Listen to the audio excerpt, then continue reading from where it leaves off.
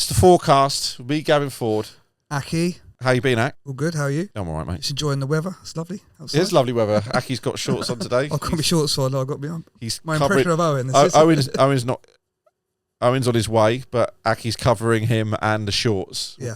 He was wearing trousers, but he's got shorts when he realised Owen's going to be here. I'm pretty happy I've got shorts on, I'll be honest with you. It's roasting. This podcast, basically, I've been thinking about this all week. We've been working as a label now for almost 10 years, working in music for 20 years. And from running a label, obviously we focus on helping artists get started. So giving people their first release. Like giving people a chance, no matter what the social media numbers are, no matter what the following is, if we hear it and it's good, we release it. That's the thing. Help people because no one ever helped us. And we've released Oppidan, Badger, Banquet, Jackham, Selector, all these people early doors, Tyrone, Prozac. So there's quite a few there. Great, like thing. We got a good ear. We got a good ear. I would say that. We have. But also all of those people make it obviously really high quality music. But we've released lots and lots of producers release really high quality music. But I was thinking this week as I went about that there is like a trait.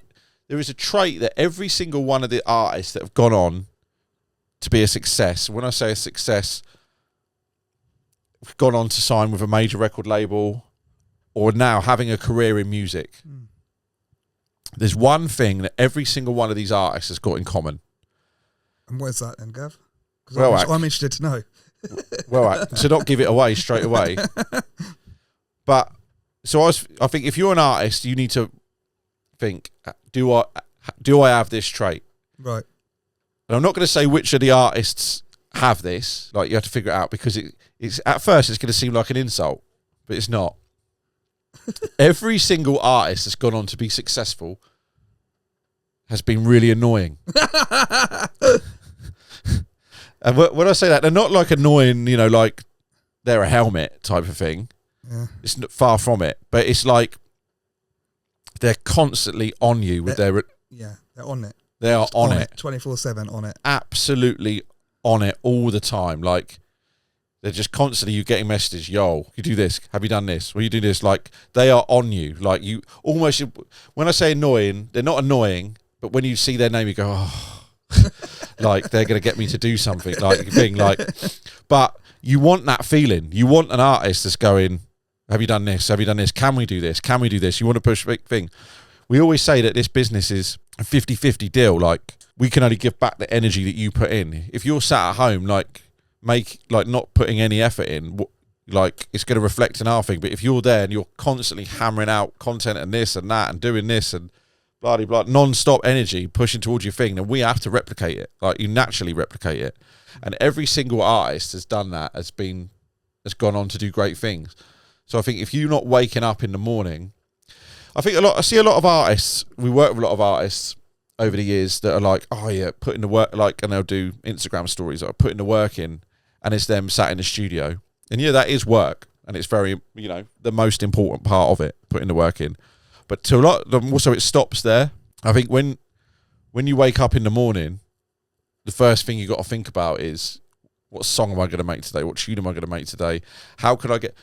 My thing is, my annoying trait is, how am I going to get people to listen to 4 songs today? Or how am I going to get people to listen to the record label songs on the label today? How can we get more people to hear it? That's the first thing I think and thinking about all the time. How can we get into different countries?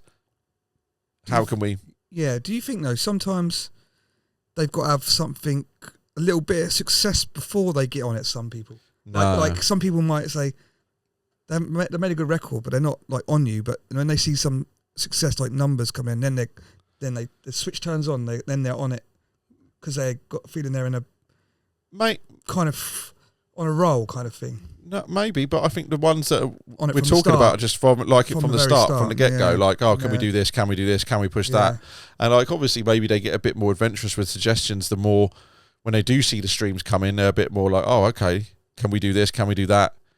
But no, I think the best ones are like, you're getting we get playlists from artists with like 10, 15 demos in at a time, don't we now? Like, oh yeah, it's getting crazy the amount of demos we get. But I like the demos coming in there, and then you say, "Oh, we like this track," and then they'll say, "Oh, how do you promote it? How do you do this? How do you?" How do like they're on it? They know what they want. They're straight on it. You've got to be asking questions. Yeah, I like questions being asked. I know, and like they'll keep emailing you back, and you'll go, "All right." Yeah, if someone's asking questions and they're annoying, and that means they care about it, and exactly. and therefore it makes you care about it. Like, you can't. The most important person in pushing your music is you. Like, obviously, you go to a label. Even if you go to a major label and you sign a major label deal, they're not gonna. You still have to lead the way. Yeah, they're still only gonna match you. Like, if you don't be on it, if you're not on at them, they're gonna disappear. They're gonna do the bet. Everyone will do the. I think anyone in any vein life will do the bare minimum pretty much, unless you're pushed to. But if you're the person doing the thing, they say they have to match the energy. When we think about all the artists we've released over the years, I just think that thing rings true. No, yeah, I agree. So it's like, I was just thinking of all the things, and it's like, sometimes now I'm annoyed when people aren't annoying me. Because I'm like, oh, why is this person not like... I get frustrated when we get people send music, which is absolutely amazing music, but they're just not on it. Yeah, you can't... It's frustrating because you know they got the ability to like make big music and have a good career, but they're just not on it. Yeah, you can't chuck music out there and then hope. No. Like thing, and you can't chuck it and give it to a label and say, go make that big. Yeah. Because so many songs are released nowadays. There's so much out there. Like, a great song will eventually find the thing, but you just can't sit there and go, okay, that's it, let's do the next one, Like, as much as there is, consistency will help. Yeah. But you got to be like constantly thinking, how can I get more people to hear it? How can I get more people to hear it? And like, yeah, you should be spending lots of time in the studio, but you just tell, like, people like, oh, can we do this for the artwork? Can we do this for the video? Can we do this for the promotion? Like, even when you put like a flyer up, can we DJ this? Can I DJ this? Can I come here? Can I do that? Exactly. Yeah, like things like that are, they're on it. Yeah, they're willing to travel 2 hours just to come and turn up. Can I play at this? Can I play at that? Yeah. They're on it, like, and they're hungry, and I think that does count for a lot. Yeah, so I think if you're an artist and you're not doing that, it's something you need to. Yeah, you need to look into it and say, into yourself. Yeah, and say what am I doing? And also, like, I was speaking to an artist the other day, and you can't make basically us as FooR for the last 12 years. I've got into the studio, made sure we've done at least 12 hours a week every week for the last 12 years. That's not just because we do things in 12s. That's just how it's worked out. 11, it's 11 years, isn't it? 11 years of FooR, but we started a bit before, but it wasn't massively before. No. So about the last 11 to 12 years, we make sure we did more at the start, but we do a minimum of 10 to 12 hours a week in the studio, no matter what. Even if we had nothing to do, no ideas, sit there, constantly doing it. And I think you allocate that studio time. So we now do Thursday. We do Thursdays every Thursday. We used to do Tuesdays and Thursdays when we first started. So also now you have to go, right, Monday we're going to do content. Thursdays we're going to do studio. This is if you're an artist. Like, you should be splitting it up, and it should be part of your routine. Yeah. Like, to do stuff. Like, you shouldn't just be going everyday studio. You can do everyday studio, but if you do every day, then what day is the content going to be on? What day are you going to look at? Maybe just researching other artists, what they've done. Maybe looking into thing. But I think if you're making music, you should allocate time. So you're doing it, and then you think, right, today I'm going to make some music. Today I'm going to do some content. What is that content going to be? I think, look at other people. Even if it's like 2 hours looking for people's content that you like, that you want to do something of, I think you've got to schedule it. And you've got to be like every day it's like a routine. Like going to the gym or going to the thing. You're only going to get stronger if you do things every single day. So I think that's part of it. If you're waking up and you just think, I'm going to make a song and that's the end of it, then I'm going to just chuck it out and hope. There's got to be a plan alongside it, haven't there? Yeah, so I think you should be allocating time to social media, time to the studio, time to research. You should be like listening to podcasts like this. But I feel like we get emails, and when we get like questions like how you can promote it, I feel like they can learn from that as well. So it's good to work with a good label who are going to represent how you want to release music as well. Yeah.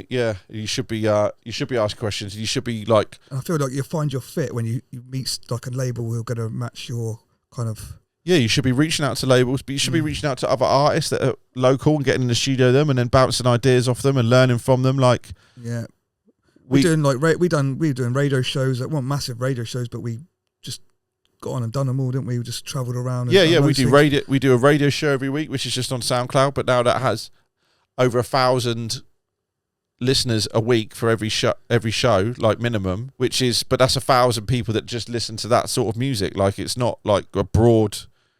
Going on a radio station and, you know, someone might not even like it. They got it on in the background. That's 1,000 people that go to that thing every week. Yeah, they're not sat in a car. It's one of those things they have to come to listen to. Yeah, we've done almost 200 of those in a row.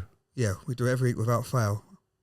Yeah, and this is simple stuff. Now we experiment with YouTube fit mixes. We do a top 5 garage records every week. Yeah, top 5 garage. We've just done that. Content things like that. Just all it shows you're in front of camera, you're busy, you're doing stuff, and you're on it. Basically. Yeah, and following on from the SoundCloud conversation the other week, which go back watch that. The person who asked that has done that and implemented those things, and says that it's worked out for them. But I noticed the thing, we've just started doing worldwide downloads as part of our Worldwide Wednesday series, where we do release garage music from all around the world every Wednesday for a period of time, and then we've done free downloads on Sundays to go with that. We've been doing free downloads on Tuesdays again for probably about 200 weeks, similar. Yeah. Because we do it every Tuesday, even if it's a bigger artist and a bigger tune on the Sunday, it's not performing like the ones on Tuesday because people know the repetition. Yeah. So doing a radio show every week, doing a free download every week, doing the 5 best releases. If you're doing stuff and you're doing it every week, it's going to hit. Part of the reason James Hype has got so big is because he was already doing live streams before COVID. So when COVID come in and everyone started doing live streams, he already had all the equipment, he was already set up, he already had the audience, he was already doing it. So when everyone was inside, he had the head start because he was doing that. And he's always been like this active DJ, this active thing. So he didn't change what he was just doing stuff to amplify what he was. What are you doing to amplify what you are? And even if that is someone who just stays in the studio a lot, Chris Lake is doing a stream just making tunes and playing tunes back and a thing, like as a producer type thing. Yeah. Can you do that? I watch them. I enjoy them. I actually watch the Chris Lake one as well. So. Yeah, there's so many different things you can do, different avenues, different things to promote your thing. What are you doing each week to separate yourself from the however many hundreds of thousands of songs that are coming out each week? Because that's the difference. What are you doing to separate yourself? And yeah, who are you reaching out to help? What are you doing to push? Here's a big question though. Say you're not comfortable in front of the camera, how do you make yourself active, like on it? If you don't want to be in front of the camera, you've either got to get used to it, or you've got to do something what can you like? The big question is, what can they do? What can you do? I mean, obviously we're happy to be on camera. You can get animation done. Yeah. Lockers has had some animation done, and the animation's really good. But he's all right on front of camera too. He's just done that as a separate thing. There'll be people sat at home now going, "Oh, I don't like being how am I?" Yeah, people put masks on, but just get used. You just get used to it. Like you probably FaceTime people. You talk to people in the street. I mean, there's obviously some people that don't leave the house. I would say if you're a bit worried about it, just do it, and eventually you just. And also, you can always take videos down. You put them up if they don't react, or if you don't feel good, take it down. But say one piece of content could change your life, and if you want to DJ out in front of people, you need to get used to being in front of people. You need to get the camera. If you want to do, do you know what I mean? If you want to be on a big label and get big, you're going to have to do it. I mean, so you got to picture where do you want to. Probably you want to picture where do I want to be, and maybe an artist of the sort of stature. Then look at what they've done or what they do to get where they've been, and are you comfortable doing all of it? If you're not comfortable doing all of it, you should probably stop, or find if you can't find a way around it. But there's loads of different ways and loads of different ways of doing it. But I think to sum up, look at the artists that you're into. What do they do? What have they done? What can you do every week to promote it? How much time can you dedicate to studio? How much time you dedicate to content? People have jobs, and we had jobs. Just going back to that point, actually, Jackham, he wears a mask, doesn't he, as well? Yeah. And he bouts out content like us. Yeah, but he was comfortable doing content before. I don't think he's doing them. He was comfortable doing content before the mask without it. Like, he just took that as a unique thing. But I mean, if you're scared of camera, you can watch his stuff. He wears a mask and he puts out a lot of content. His thing was trial and error from trying different things, and then I think the thing with the mask worked. Yeah. Like, I don't even know if he even intended to do every single video with that. He did it and one went. So that's it, trial and error, test things out. So that's why I say set some time to dedicate to content. If you're going to do things, try things, let's say you can always take them down, and then you see one thing might work, and you just do more of that. Yeah. So every single artist has the same thing in common. Are you doing that? If not, can you? And if you can't, then it's probably just a hobby, making music, which is fine. I think they got in common they're pests.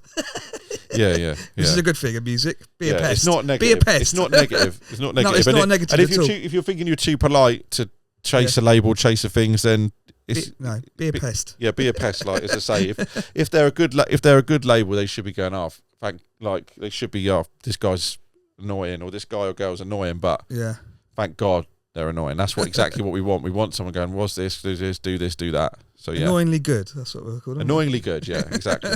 So there you go. Wallop. Wallop.